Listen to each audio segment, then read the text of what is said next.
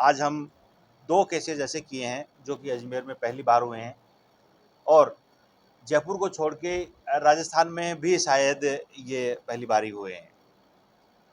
दोनों केस हमारे neuro surgery विभाग ने किए हैं। इनके विभागाध्यक्ष डॉक्टर सुशील आचार्य मेरे साथ हैं।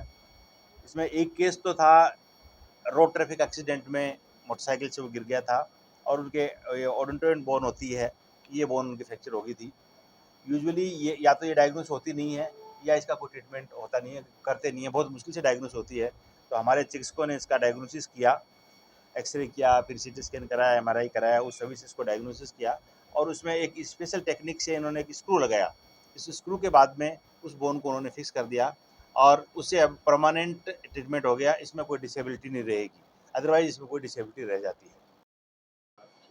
ये प्रेस कॉन्फ्रेंस हमारे उस कंटिन्यूएशन में है, जैसा कि मैंने आपको पिछली बार बताया था कि हम आपको हर महीने कोई ना कोई इनोवेटिव प्रोसीजर हो, इनोवेटिव इलाज हो या इनोवेटिव आइडियाज़ जो हमारे JLN medical college and hospital से रिलेटेड चिकित्सक जो करते हैं, जो मरीजों को सुविधाएं देते हैं, उसके संदर्भ में हम करते हैं। उसी की कड़ी में आज हम 2 केसेज़ ऐसे किए हैं जो कि अजमेर में पहली बार हुए हैं और जयपुर को छोड़ के राजस्थान में भी शायद ये पहली बार ही हुए हैं। दोनों केस हमारे न्यूरो सर्जरी विभाग ने किए हैं। इनके विभागाध्यक्ष डॉक्टर सुशील आचार्य मेरे साथ हैं। इसमें एक केस तो था रोड ट्रैफिक एक्सीडेंट में मोटरसाइकिल से वो गिर गया था और उनके ओडेंटोइड बोन होती है, ये बोन उनकी फ्रैक्चर हो गई थी। यूजुअली ये या तो ये डायग्नोस होती नहीं है या इसका कोई ट्रीटमेंट होता नहीं है, करते नहीं है, बहुत मुश्किल से डायग्नोस होती है। तो हमारे चिकित्सकों ने इसका डायग्नोसिस किया, एक्सरे किया, फिर सीटी स्कैन कराया, एमआरआई कराया, उस सभी से इसको डायग्नोसिस किया और उसमें एक स्पेशल टेक्निक से इन्होंने एक स्क्रू लगाया। इस स्क्रू के बाद में उस बोन को उन्होंने फिक्स कर दिया और उससे अब परमानेंट ट्रीटमेंट हो गया। इसमें कोई डिसेबिलिटी नहीं रहेगी, अदरवाइज इसमें कोई डिसेबिलिटी रह जाती है। इसका जो सबसे बड़ी जो डिसेबिलिटी की बात करता हूँ तो इसमें चारों हाथ पैर पैरालिसिस हो जाते हैं और आदमी अपने लाइफ लॉन्ग वो पैरालाइज हो जाता है। ये करने के बाद में आप सामने देखो, मरीज हमारा बैठा हुआ, आपने बात भी की होगी, मरीज अभी फिट है। दूसरा जो केस है वो 2 डिपार्टमेंट के सहयोग से हुआ है, न्यूरो सर्जरी और ईएनटी में, ईएनटी विभाग दोनों ने मिलकर किया। पिट्यूटरी एक ग्लैंड होती है हमारे दिमाग के बीच में, छोटी सी ग्लैंड होती है जो कि हमारे सारे हार्मोन का एक मास्टर कंट्रोल उसका होता है पूरी बॉडी पे। उसका ऑपरेशन हमारे यहाँ नहीं होता था क्योंकि उसके लिए एक स्पेशल टेक्निक भी चाहिए, स्पेशल एक्सपर्टाइज भी चाहिए और स्पेशल मशीन भी चाहिए, क्योंकि वो मशीन हमारी लगभग अभी आने वाली है। क्यों माइक्रोस्कोप के लिए बार बार ये कह रहे हैं और वो पिछले दिनों इलेक्शन के चक्कर में आ नहीं पाई थी। वो मशीन हमें ट्रांसपोर्ट डिपार्टमेंट के थ्रू मिल रही है और वो काफ़ी कॉस्टली और सोफिस्टिकेटेड इंस्ट्रूमेंट है।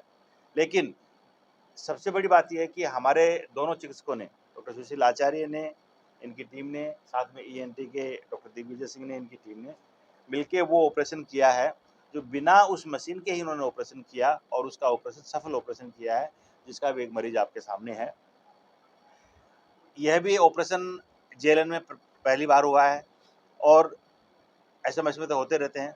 अन्य मेडिकल कॉलेज में भी, बहुत ही कम मेडिकल कॉलेज में शायद ये ऑपरेशन हुआ होगा, लेकिन हमारा ये एक टारगेट ये था कि हम इस तरह का ऑपरेशन करें जो कि हम पहली बार कर रहे हैं और आगे से मुझे ये उम्मीद है कि आगे से हमारे चिकित्सक ये ऑपरेशन करते रहेंगे, अजमेर संभाग के लोगों को इसका बेनिफिट देते रहेंगे।